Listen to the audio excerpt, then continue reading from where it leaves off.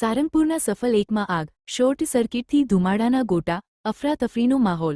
અમદાવાદના સારંગપુર વિસ્તારમાં આવેલા સફલ એક બિલ્ડિંગમાં આજે સાંજે આગની ઘટના સામે આવી છે. સાંજે લગભગ 6 વાગ્યાના સમયે વાયરિંગમાં શોર્ટ સર્કિટ થવાને કારણે અચાનક આગ ફાટી નીકળી હતી. આગ લાગતા જ સ્થળ પર ભારે ધુમાડાના ગોટા ઉડતા જોવા મળ્યા, જેના કારણે આસપાસના વિસ્તારમાં દહેશતનો માહોલ સર્જાયો. સફલ એકમાં મોટી સંખ્યામાં લોકો હાજર હોવાથી અફરાતફરી અને દોડાદોડી જેવા દ્રશ્યો જોવા મળ્યા હતા. ઘટનાની જાણ થતાં જ ફાયર બ્રિગેડની ટીમ તાત્કાલિક સ્થળ પર પહોંચી આગને કાબૂમાં લેવા કામગીરી શરૂ કરી હતી. ફાયર વિભાગના પ્રયાસોથી હાલ આગ પર મોટાભાગે કાબૂ મેળવી લેવામાં આવ્યો છે. સદનસીબે આ ઘટનામાં કોઈ જાનહાનિ થયાની માહિતી સામે આવી નથી.